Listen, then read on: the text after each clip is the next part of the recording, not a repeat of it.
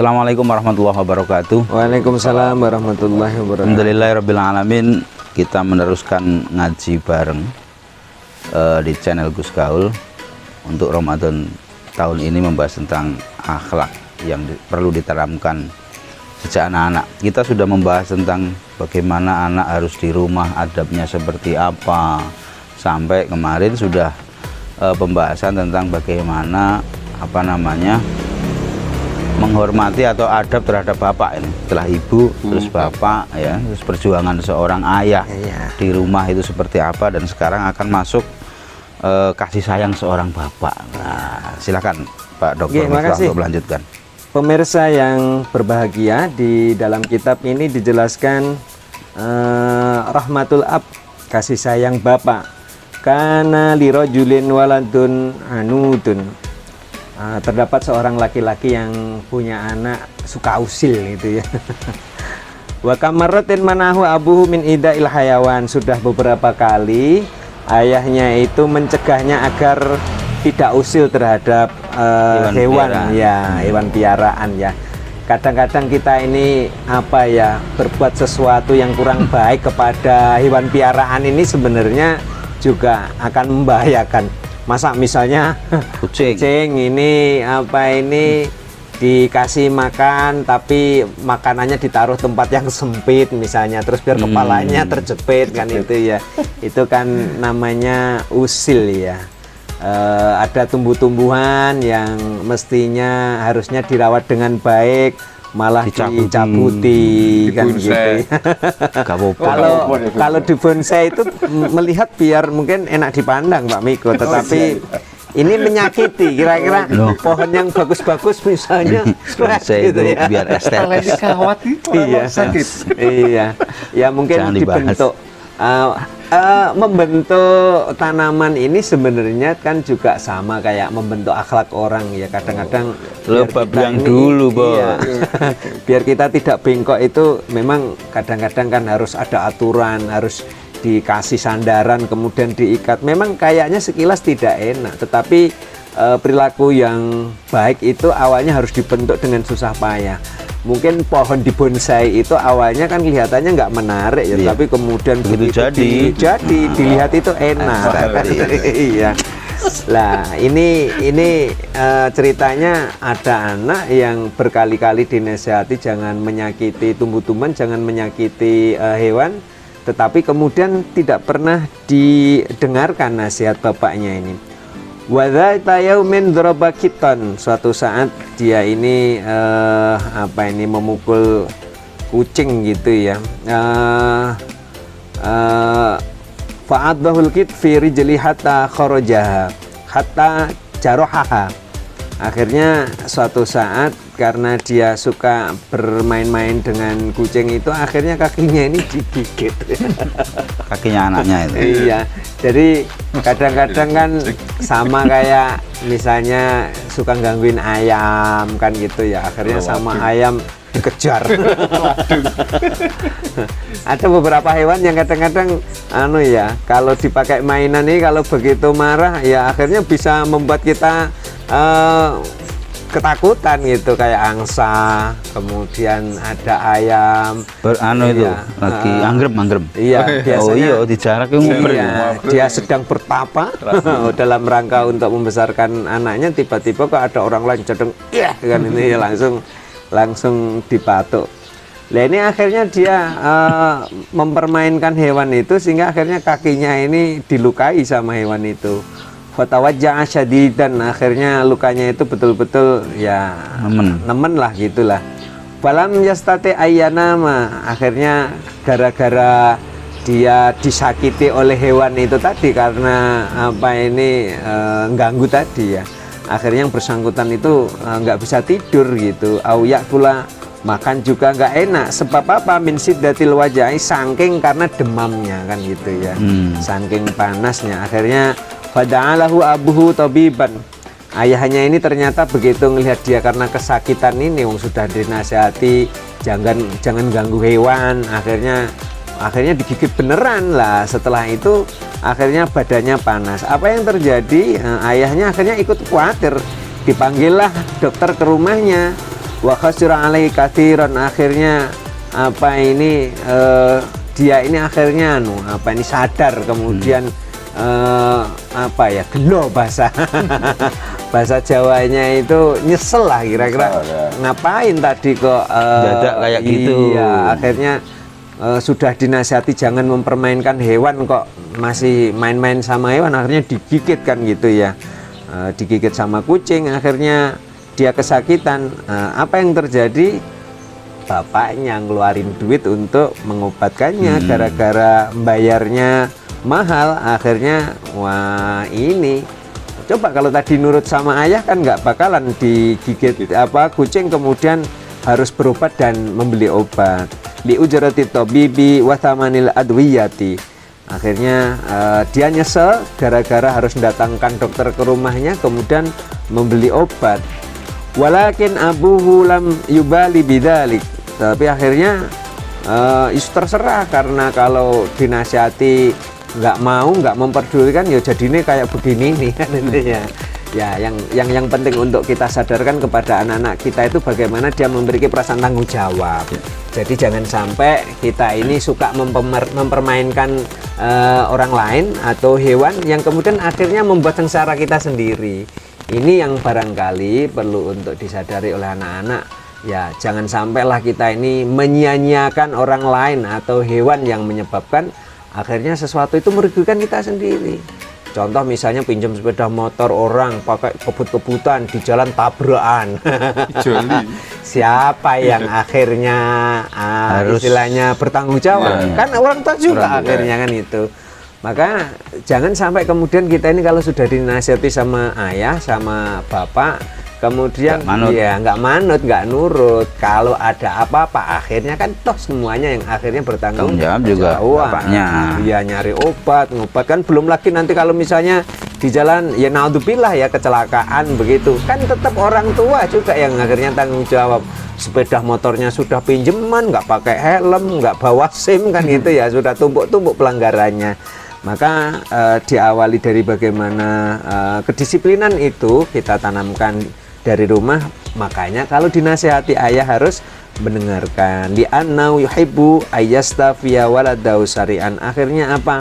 Yes, bapak itu habisnya berapapun kan ya nggak peduli gitu ya. Biar lah. Iya, anaknya segera sembuh. Saking perhatiannya bapak agar anak ini segera sembuh. Maka jangan sampai disia-siakan apa ini perhatian bapak kita kepada kita. Nanti nyesel aja kalau beliau-beliau ini sudah tidak ada gitu ya. Apa yang sering kita alami bagi kita-kita yang dulu masih ada bapak ini, biasanya kalau ada apa-apa tempat konsultasi, ingin mendapatkan banyak cerita, tapi sekarang gara-gara bapak sudah nggak ada ya, yang ada hanya penyesalan saja. Kenapa kita dulu kok tidak misalnya berharap umur orang tua kita ini, bapak kita panjang sehingga bisa mendampingi kita kan gitu ya. Itu tentu harapan-harapan kita. Kalau sudah nggak ada itu ya baru kemudian wah ini kalau ada bapak enak gitu ya. Wa ba'da muddatin ta'afal waladu fataba min adatil qabih. Akhirnya setelah itu anak ini merasa menyesal, kemudian minta maaf kepada bapaknya, kemudian dia mengikrarkan diri untuk tidak mengulangi atas kebiasaannya yang buruk tadi, menyakiti tumbuh-tumbuhan, menyakiti binatang piaraan di rumah. Wa'ahada abahu.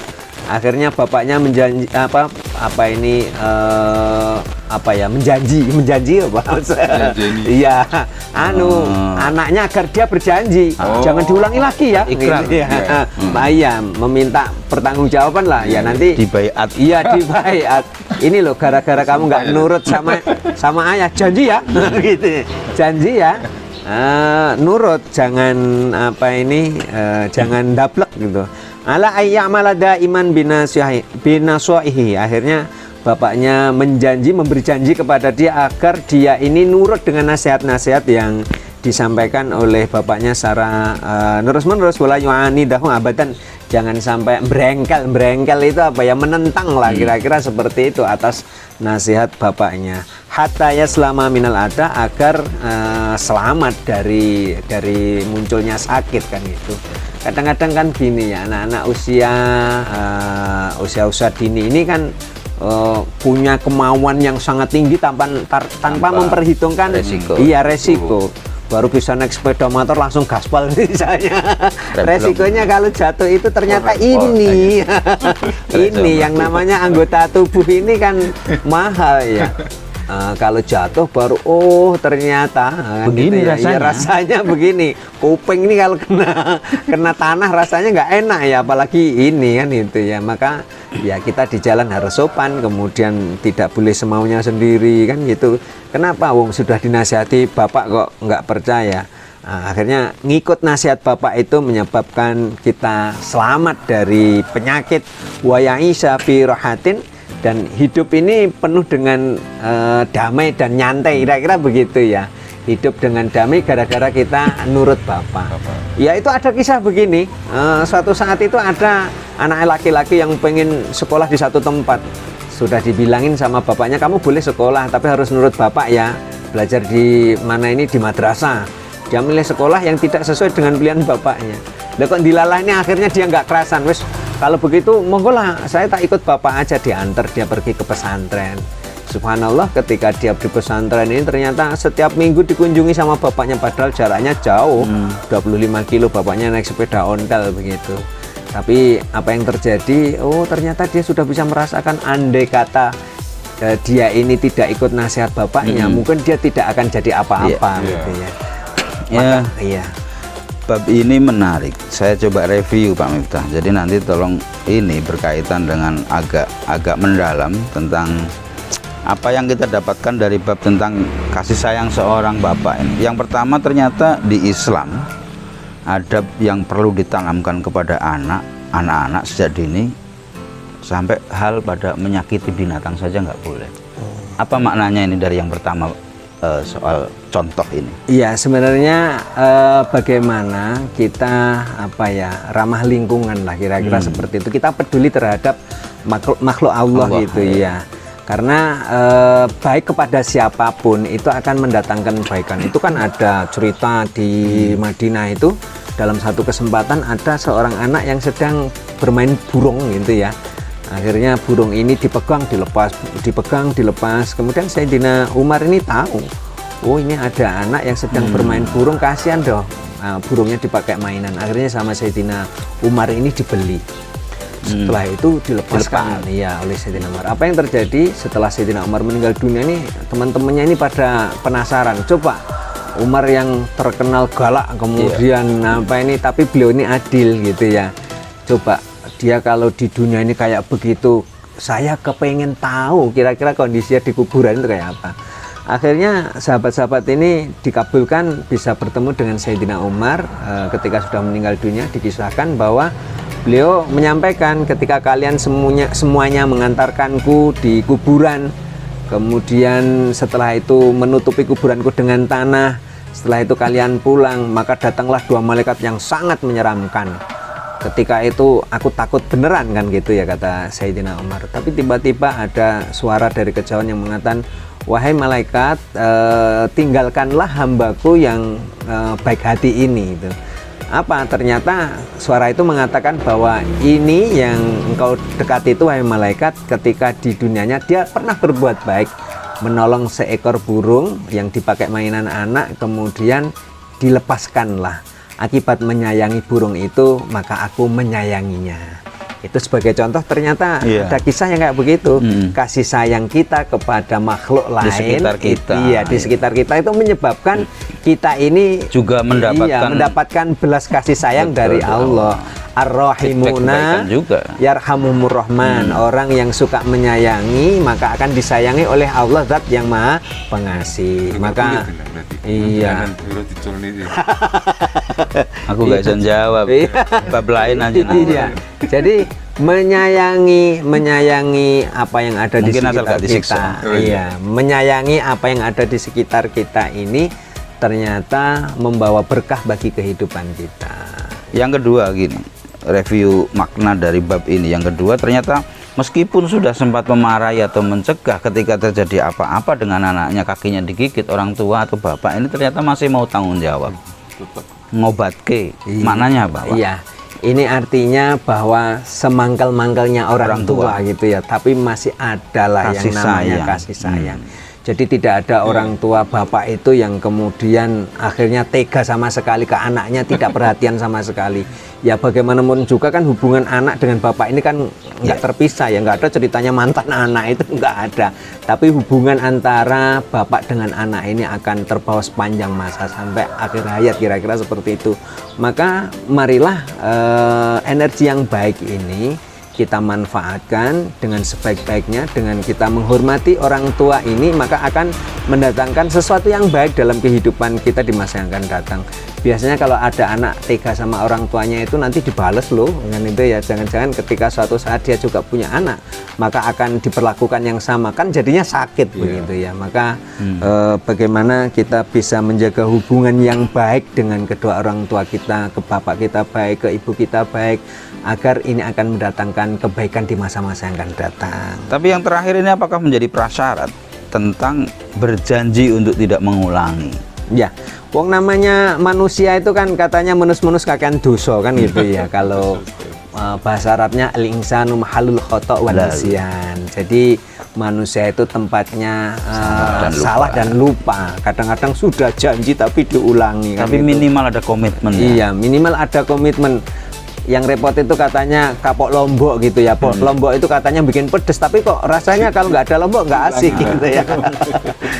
Itulah pentingnya komitmen di dalam kehidupan kita berakhlak, itu memang harus ada komitmen.